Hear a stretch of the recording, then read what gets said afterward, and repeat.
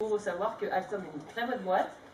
On est 13% de filles, donc on est 80 sur 600. Donc il faut savoir se faire entendre. Il faut avoir un beau moral, parce que quand les hommes de 40 ans viennent vous dire j'ai pas envie de faire ça, il faut savoir leur dire s'il faut le faire.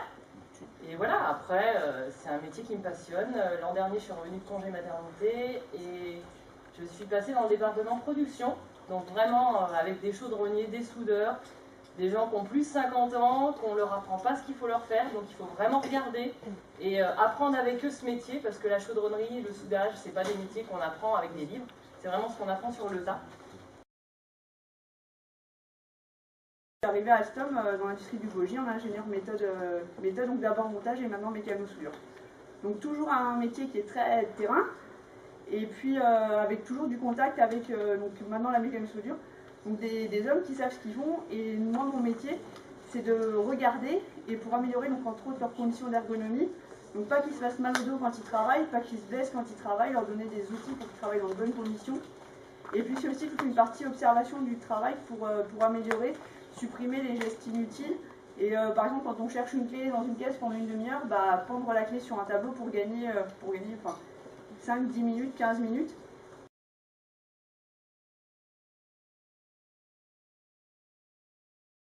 Plus de femmes qui sont dans les bureaux à faire des métiers administratifs que de femmes qui sont dans l'atelier. Et d'ailleurs, il a fallu, quand les premières femmes sont arrivées dans l'atelier de mécano-soudure, qu'on leur fasse des vestiaires, parce qu'on n'avait pas de vestiaires pour les femmes. C'est des choses qui voulaient, mais il faut y penser. Et bien aujourd'hui, c'est vrai que c'est des métiers qui sont physiques, donc on va essayer peut-être de les mettre sur des postes qui sont entre guillemets moins sollicitants. C'est jamais facile non plus. Mais j'ai dans l'atelier 2 soudeuses qui se débrouillent très très bien.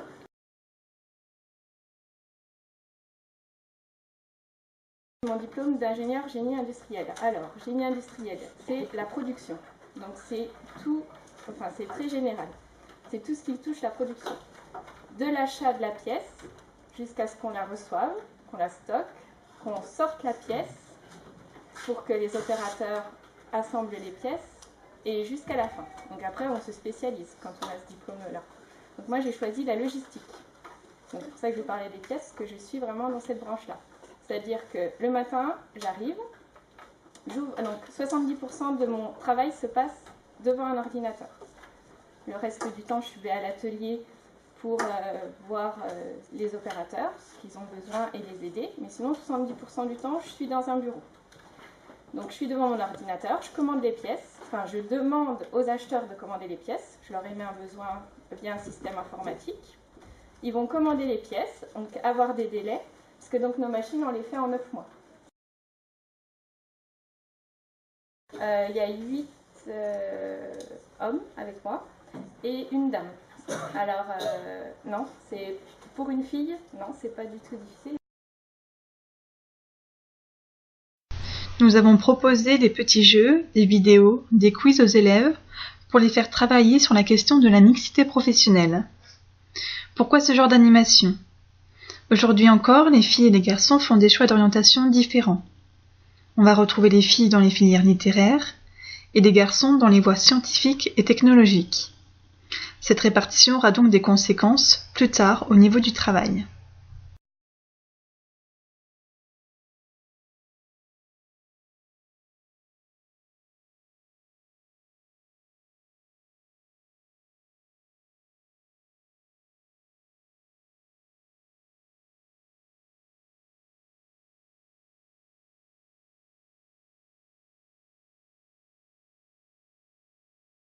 Sinon à l'IUT, donc en première année, on était 6 filles sur 60, ce qui fait pas beaucoup.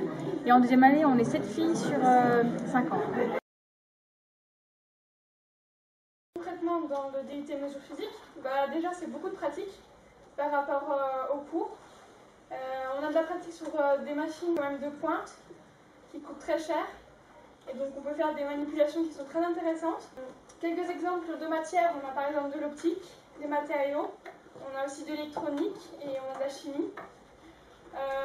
Personnellement, c'est des matériaux qui m'ont vraiment passionnée parce que déjà c'est une matière qu'on ne connaît pas auparavant. On n'en fait jamais, qu'on passe au lycée ou même au collège. Et on s'occupe très bien de nous. Et après, faut pas avoir peur d'être au milieu de plein de garçons, on est très respectueux et tout.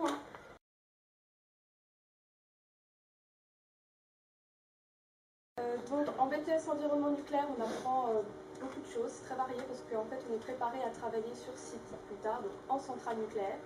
Donc il y a une grosse partie où on apprend comment une centrale fonctionne. L'année dernière, on était 2 sur 17, cette année on est toujours 2 sur 13. On a fait un bac général et ensuite on a fait 2 ans en bac STI 2D, donc c'est dans l'industrie, et tout en respectant un concept d'éco-conception, c'est-à-dire on faisait attention au développement durable et tout ce qui est sur l'écologie. Et donc pour accéder au BTS, c'était sur dossier, donc ils ont regardé nos notes, si on n'était pas trop turbulent dans la classe. Beaucoup de nouvelles matières, on a de la méca, on a de la gestion de production, de l'atelier et de la technologie aussi, on en fait beaucoup. On a à peu près 20 heures par semaine de cours spécifiques en fait. On a 8 heures d'atelier, donc pendant les 8 heures on est en bleu de travail, on est en train de souder quoi en fait.